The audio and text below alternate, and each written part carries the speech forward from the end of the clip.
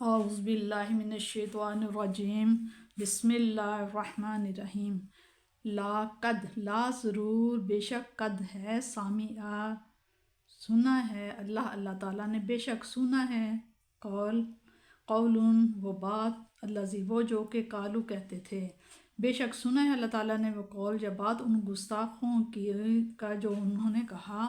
ان اللہ بے شک اللہ تعالیٰ فقیرن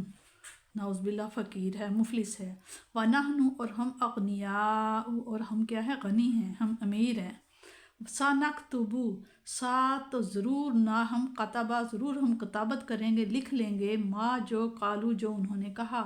وَقَتْلَهُمُ الْأَنْبِيَاءَ اور قتل کیے انہوں نے انبیاء کو، بغیر الحق ناحق بغیر کسی وجہ کے، وَنَقُولُ اور نہ ہم قولو اور ہم کہیں گے، ذوقو ذکر ہوتا چکھنا، ذوقو چکھو، اب چکھو، اور ہم کہیں گے چکھو عذاب حریق آگ کا عذاب، رب آگ کا عذاب چکھو، ذالک یہ ہے، بما جو یہ اس لیے ہے، بما جو قدمت جو آپ نے، ایدیکم تمہارے ہاتھوں نے جو آگے بھیجا، قدمت آگے بھیجا، ید ہاتھ، ایدی ہاتھ، کم تمہارے ہاتھوں نے، وَأَنَّ اللَّهَ اور ان بے شک اللہ تعالیٰ لیسا نہیں ہے، بالظلام ظلم کرنے والا، للعبید اپنے بندوں پر، اور اللہ تعالیٰ نہیں ہے کہ وہ اپنے بندوں پر ظلم کرے۔ الذین یہ وہ لوگ ہیں، قالو جنہوں نے کہا، انا بے شک اللہ تعالیٰ، عاہدہ اللہ تعالیٰ نے اقرار لیا ہے، الینا ہم سے، ان کے لا نہیں کہ نہیں ہے، نؤمنو کہ ہم ایمان کہ ہم نہ ایمان لائیں، لرسول کسی رسول پر، حتیٰ یہاں تک کہ یاتیانا یہاں تک کہ وہ لائے، بقربان ایک قربانی ہمارے لیے لائے، تاکلوہ اور اسے کھائے، انار آگ، پہلے زمانے میں حضرت آدم کے زمانے میں تھا کہ آگ کھاتی تھی، کوئی ذبح کر کے بکری وغیرہ یا جو بھی تھا رکھتے تھے، تو جب آگ اس کو جلا جاتی تھی تو وہ اس کی قربانی قبول ہوتی تھی، ورنہ نہیں۔ کل آپ صلی اللہ علیہ وسلم فرمائیے، قد ہے، جاءکم آگے ہے تمہارے پاس، رسول من قبلی میرے سے پہلے، آپ فرمائیے آ چکے ہیں تمہارے پاس رسول مجھ سے پہلے بھی، بالبیناتی جو روشن دلیلیں لے کر آئے تھے، وبالذی اور اس کے معجزے بھی، قل تم کہہ رہے تھے، فالما قتلتموہم تو پھر کیوں تم نے قتل کیا انہیں، ان کنتم اگر تم صادقین اگر تم سچے تو پھر تم نے کیوں انہیں قتل کیا، فائن پس اگر قذبوکا اگر یہ جھٹلاتے ہیں، کہا آپ صلی اللہ علیہ وسلم کو، فاپس قد ہے کذبا پس جھٹلایا تھا انہوں نے، رسول پہلے بھی، من قبل کا آپ سے پہلے بھی، بھی صلی اللہ علیہ وسلم اگر یہ جھٹلا لیتے ہیں تو آپ سے پہلے بھی انہوں نے رسولوں کو جھٹلایا تھا، انکار کیا تھا، جاؤ جو لائے تھے، بالبینات واضح معجزات، والزبوری اور صحیفے، والکتابی اور کتاب منیر روشن کتابیں بھی، کلو ہر نفس نے، ذائقۃ الموت موت کا مزہ چکھنا ہے، ہر کسی کو موت آنی ہے، وَإِنَّمَا اور بے شک، توفون وفا کی جائے گی، انہیں پورا بدلہ دیا جائے گا، اجورکم تمہارے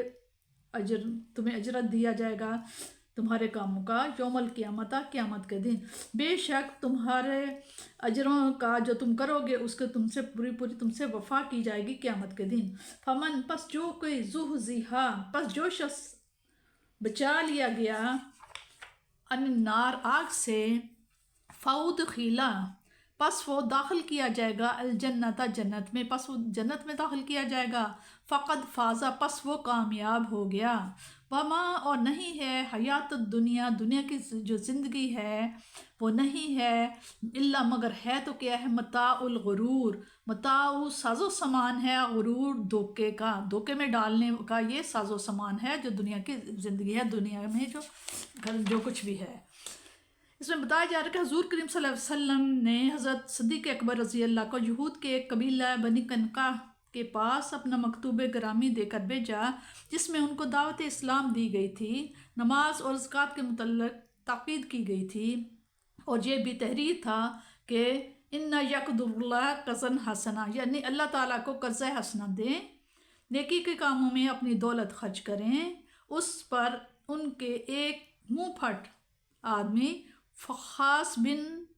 ازورہ نے ازراہ تمسخر کہا کہ اللہ مفلس و ندار ہے، اس لیے تو ہم سے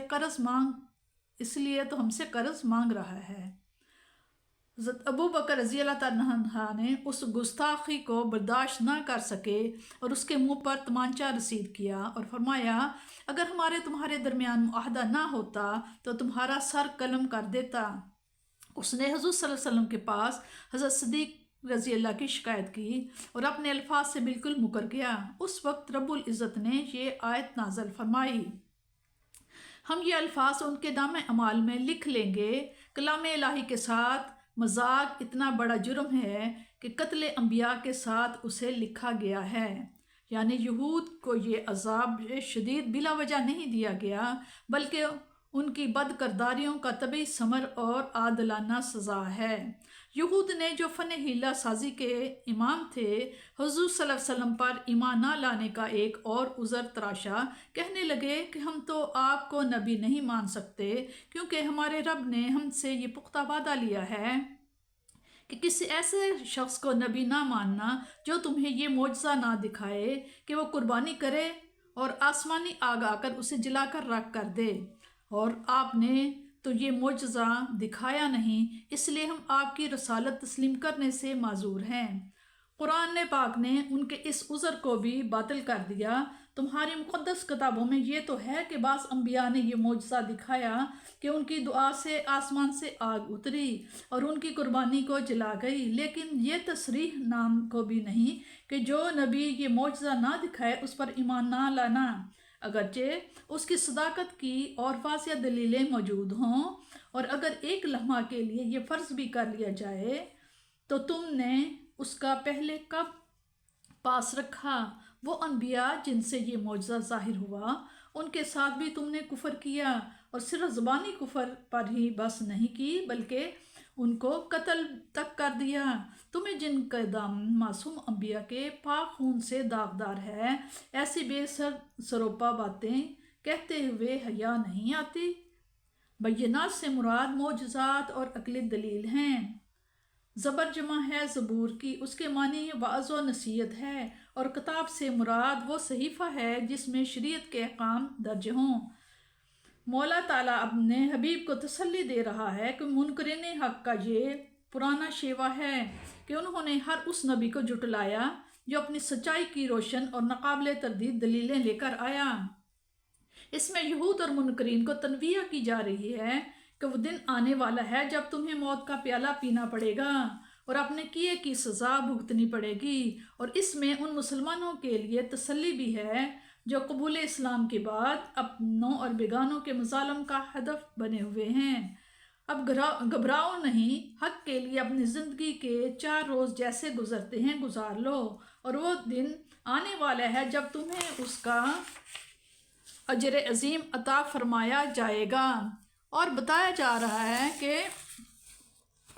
آدم علیہ السلام کے زمانے میں وہ آتش حاکم تھی، آتش یعنی کہ آگ جلاتی تھی، اور وہ قبولیت ہوتی تھی اس کی،